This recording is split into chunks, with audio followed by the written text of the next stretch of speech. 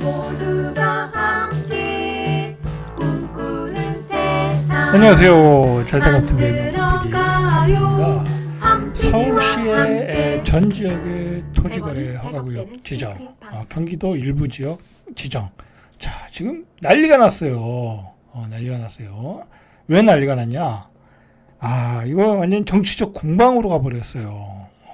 정치적 공세를 이제 하겠죠. 야당의 입장에서는. 왜?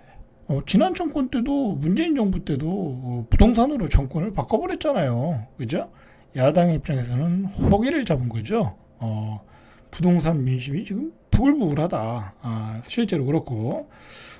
뒤에서 잠깐 보겠지만, 지금 여당의 지지율과 야당의 지지율에 오차 범위 안에 들어왔어요. 그죠? 오차 범위 안에 들어왔고, 그리고 이재명 대통령의 지지율도 떨어지고 있고, 뭐, 당연히 떨어질 수밖에 없죠. 그죠? 집값이 올라가는데, 여러분, 지금은,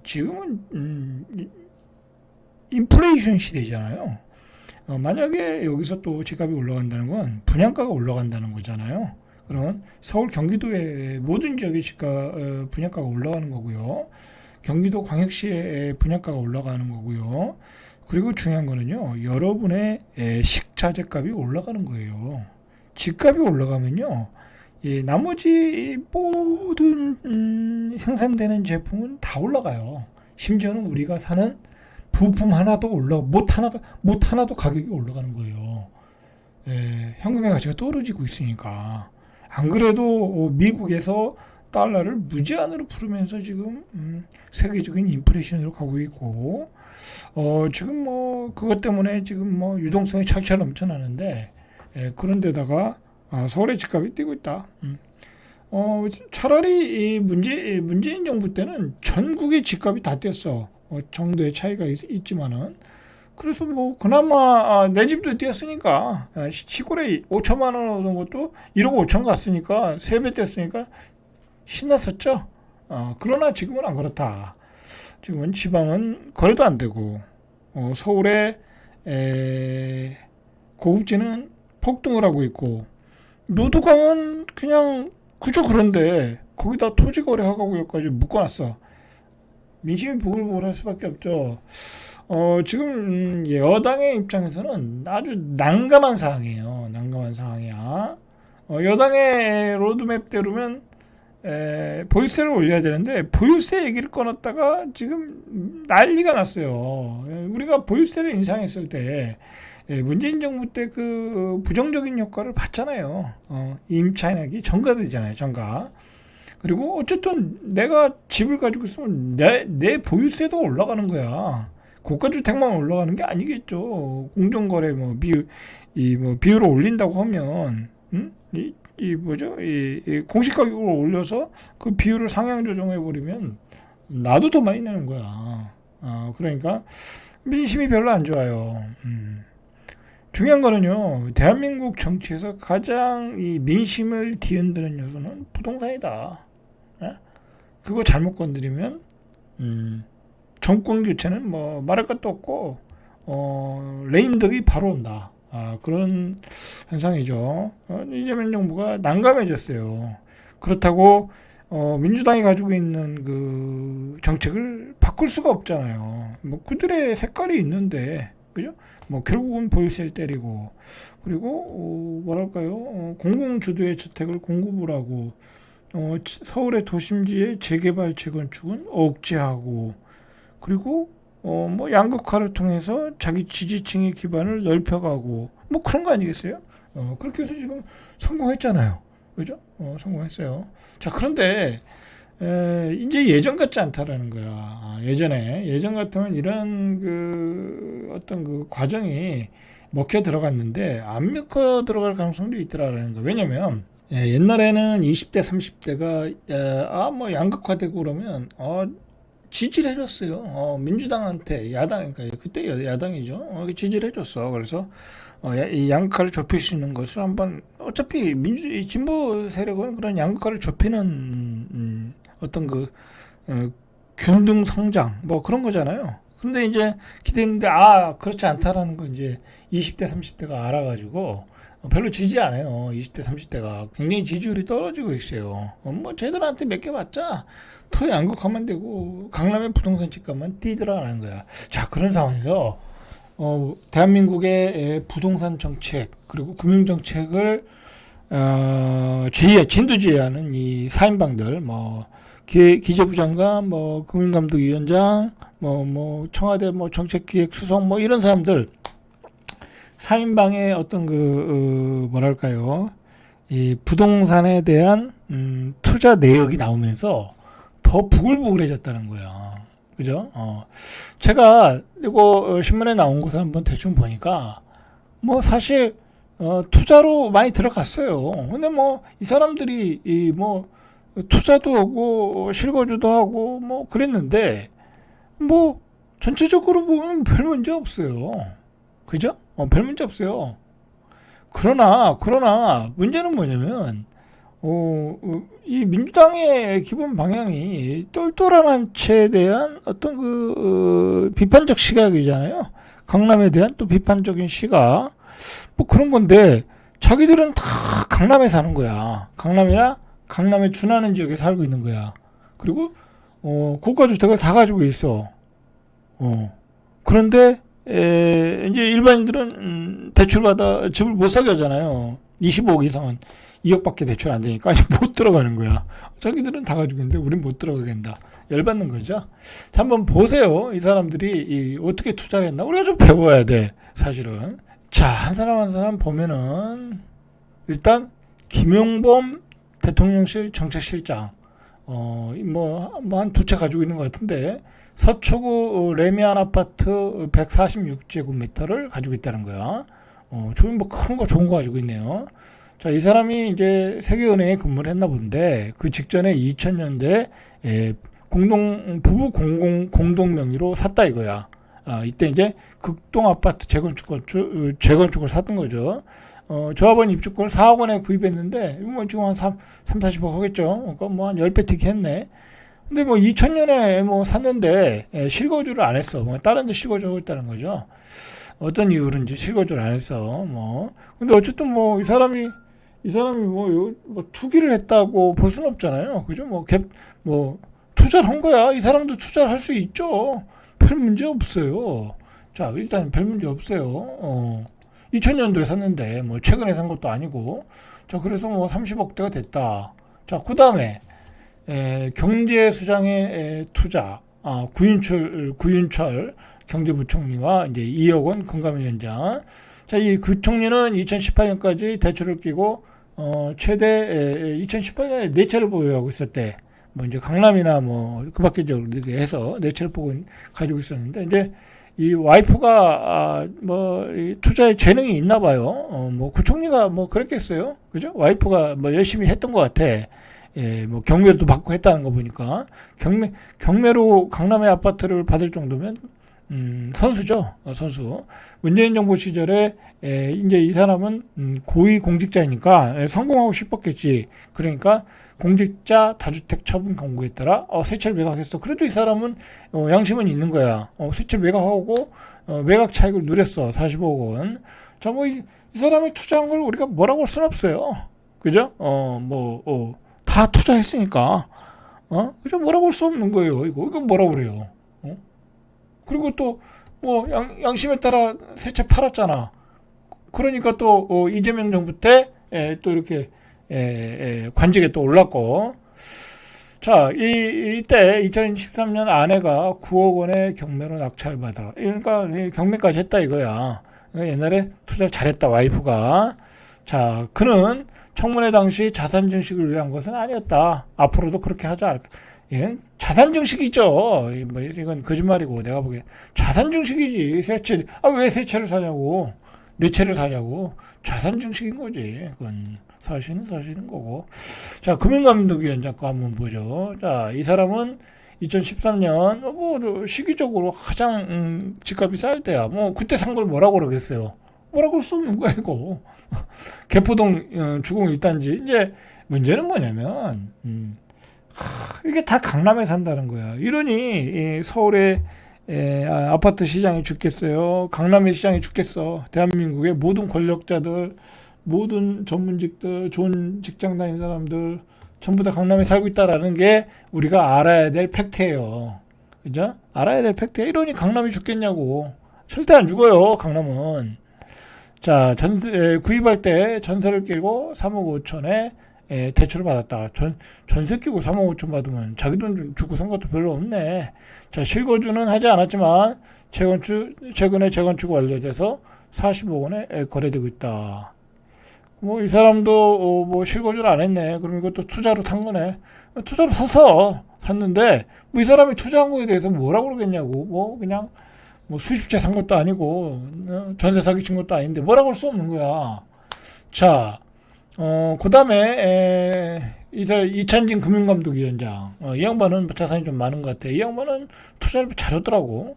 아파트 단지에 뭐 서초동에 155제곱미터, 이달 두 채 중 한 채는 팔겠대. 이제 이재명의 뭐 경제 책사라는데 양심은 있는 거지. 한 채는 팔겠다라는 거야. 해당 아파트는 20억 원 안팎에 거래되고 있다. 이날 국정감사에서 한두 달 안으로 정리할 계획이다. 자, 문제는 뭐냐면요. 이재명 정부의 핵심 관료들이 다 강남을 투자하고 강남의 아파트를 살고 그리고 상당한 부를 축적했다라는 뭐 어떻게 보면 인간적인 배신감을 느끼는 거죠. 그죠? 정책과 그들이 펼치는 정책과 그들이 살고 있는 주거와 투자에 따라 투자가 이렇게 언행일치가 안 된다. 뭐 그런 배신감을 느끼는 거죠. 자, 그런 것보다는 여러분들 대한민국의 똑똑한 사람들이잖아요. 이 사람들은. 그 사람들도 강남에 다 샀고 강남을 통해서 다 부자가 됐다라는 게 문제지. 그죠? 그게 문제지. 뭐 그냥 가만히 강남에서 아파트 한두 채 사놔서 부자가 되는 대한민국에 이런 시스템의 문제가 있다라는 거고 앞으로도 그 시스템이 변화가 없을 거라는 게 어떻게 보면 우리 젊은이들한테 좌절감을 주는 거라는 거죠. 그죠? 자, 어쨌든 강남에 들어가면 실패하지 않는 거야. 그죠? 뭐 그 이상 뭐 얘기할 필요는 없는 것 같아요. 자, 그 이상 얘기할 필요는 없고 자, 이제 또 그 다음 얘기를 계속 얘기해야 돼요. 자, 그러면 우리 젊은이들은 지금 어떤 그 생각이냐면 이거 이제 현실적으로 내가 돈을 모아서 집 사기가 힘들다. 소위 이제 대기업 다니는 아이들도 그렇게 생각해야 될 거고 그러니까 막 열심히 사학개미가 되고 투자도 하고 막 그러는 거죠. 그죠? 비트코인도 사고 그죠?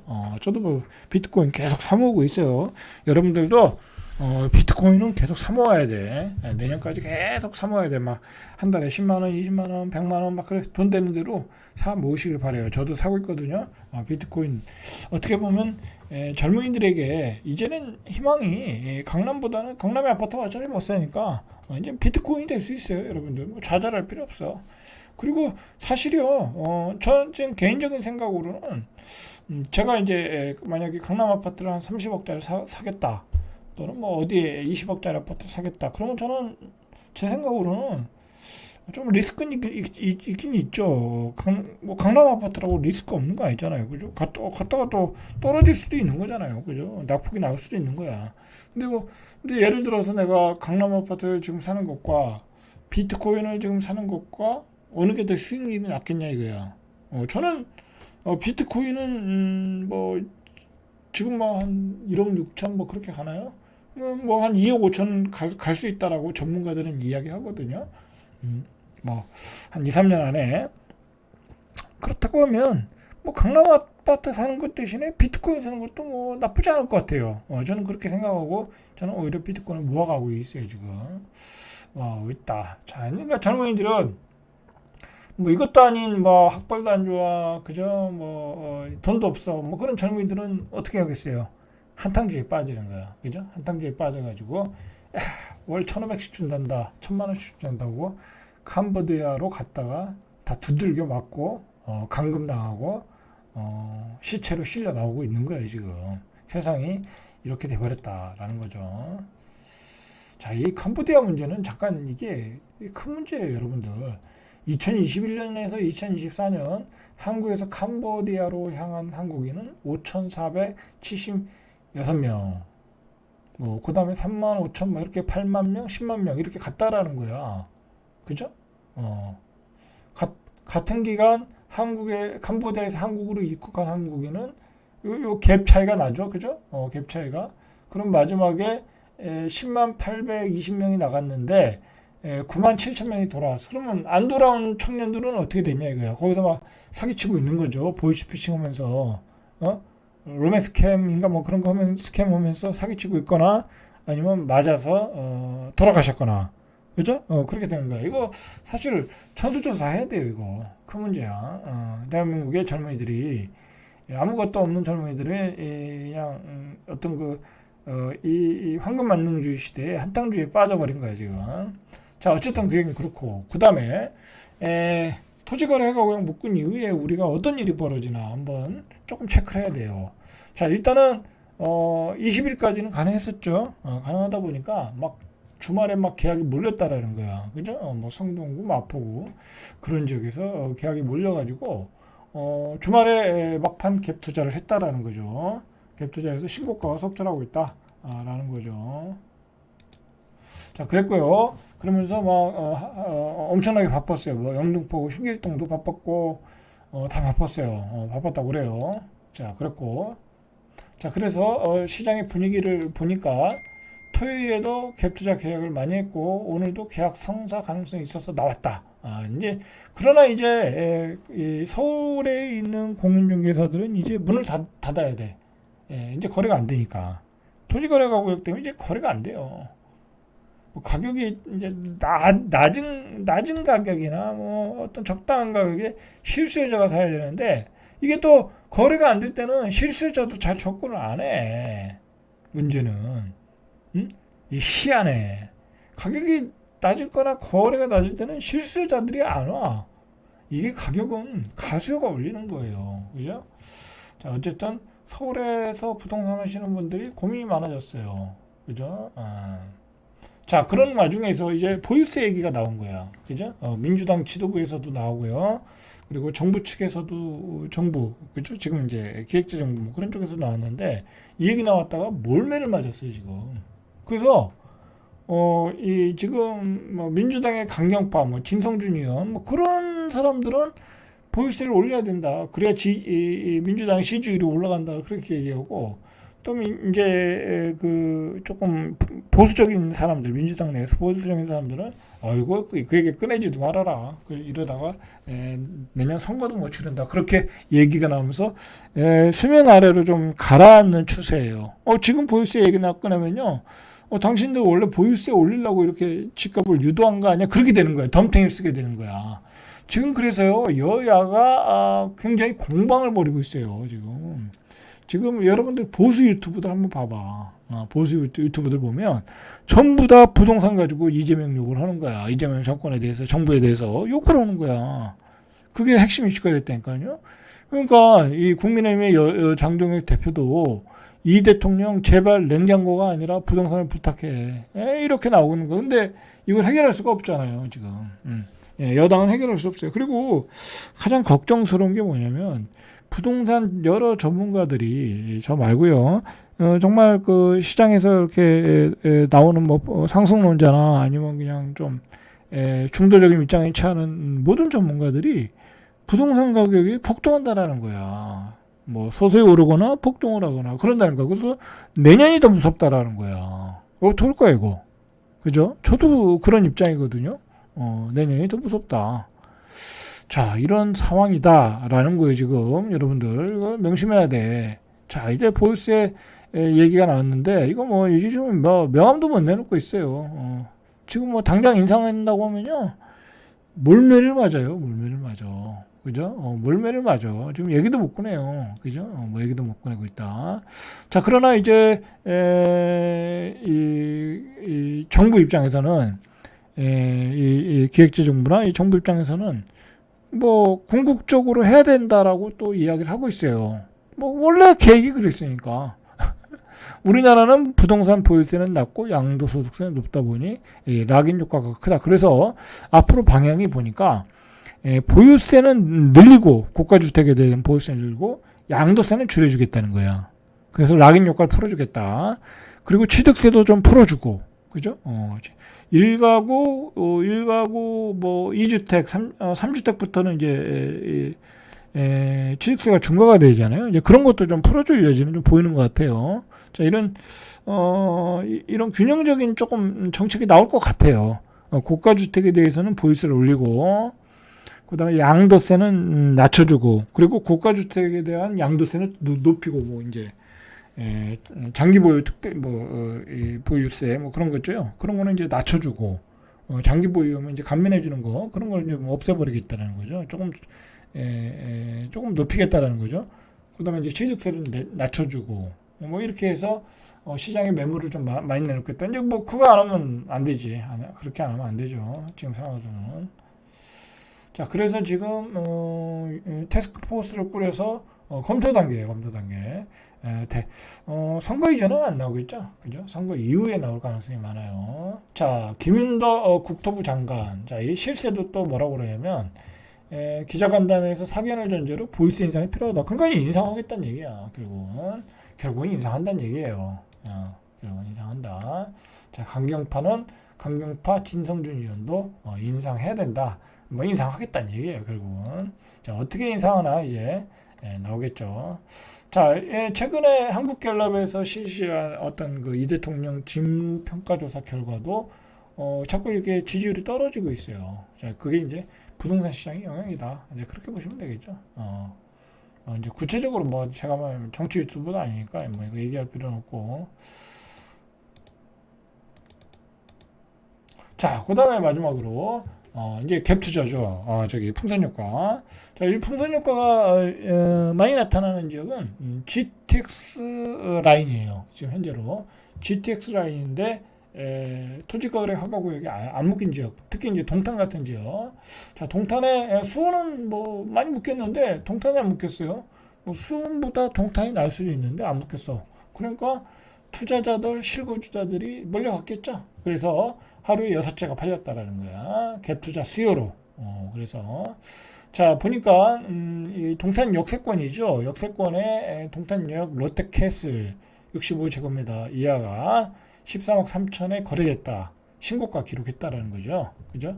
자, 13억 3천에 팔렸는데 14억 원에 내놨던 65제곱미터는 5천만 원을 더 올렸대. 그래도 팔렸다라네. 그죠? 14억 5천에 팔렸다라는 거야. 이건 이제 풍선 효과가 시작되는 거예요. 이제 시작된 거야. 그리고 이런 커다란 시장의 흐름에 지금 모든 사람들이 현금 가치가 떨어지고 있다라는 걸 알고 있어요. 그죠? 현금 가치가 떨어지고 있다. 자, 내년에는 20억 간다. 자, 그런 뭐 허망한 생각을 가지고 있다라는 거죠. 허망한 생각이죠. 허망한 생각이에요. 아니, 동탄에 무슨 뭐 65제곱미터를 20억에 누가 사겠습니까? 그건 허망한 생각이고요. 자, 여기 이곳에서 부동산 하시는 분이 이야기를, 이게 이런 내용이 가장 좋은 내용이에요. 체감상 90% 이상은 갭 투자 의견. 이거 그러니까 10명 중에 9명은 투자자가 오고 있다라는 거야. 투자자. 실수요자면은 5천 1억이 올라갔는데 오겠어요? 뭐 동탄인데 잘 안 간다고. 내가 기다렸다 사지. 그렇게 된다고. 그런데 투자자는 빠르거든. 나는 투자거든. 그죠? 돈 넣고 돈 먹는 거니까. 그래서 절반가량이 외지에서 온다. 그죠? 무섭죠? 자, 여러분들, 이게 무서운 게 뭐냐면, 보세요. 자, 동탄역의 65제곱미터 기준 전세가가 6억 5천에서 7억이야. 이게 또 비싼 편이야. 자, 갭 투자를 하려면, 아까 13억, 14억이니까, 최소 7억이 있어야 돼. 7억을 놓고 동탄에서 갭 투자를 하는 거야. 돈 많은 사람 많죠? 지방에 있는 사람들이 막 올라오겠죠. 그죠? 지방의 유지들이, 지방의 투기꾼들이 막 올라오고 있는 거죠. 그죠? 자, 특히 소형 평대의 인기가 두드러지고 있다. 자, 오산동의 비공인중개사 대표는 수요가 많은 소형 매물은 지난 3월 이후 대부분 소진됐다. 그죠? 소진됐고, 오히려 84제곱미터로 올라가고 있고, 언제 규제가 적용될지 모른다는 불안감에 일단 사두자. 자, 포무중후군이 왔나요? 그죠? 자, 동탄역에 또 그 대표 아파트죠. 하나 꿈의 그린. 프레스티지. 자, 여기도 일제 호가가 취소받았다. 호가 올리는 거죠. 동탄역 역시 시범 더샵 센트럴시티 84도 규제 직전 9월 30일 13억 3천에 거래됐지만 현재 나오는 매물은 15억이다. 실제 거래 될까요? 될 수 있겠죠? 그죠? 될 수 있어요. 그죠? 자, 이렇게 풍선 효과가 오고 있다라는 거야. 동탄 지역에서. 자, 주민들은 동탄이 규제 지역에서 제외된 이유로 행정구역상 이건 필요 없는 얘기고. 자, 내년 초에는 동탄이 공식적으로 구로 지정되면 곧바로 규제 대상에 포함될 수 있다. 그러니까 내년 초에 규제 대상이 될 수 있다라는 거야. 이 행정구역상 지금은 이 규제 지역으로 지정 안 했는데 가격이 또 오르고 행정구역 개편되면 지정될 수 있으니까 빨리 사자. 이렇게 된 거예요.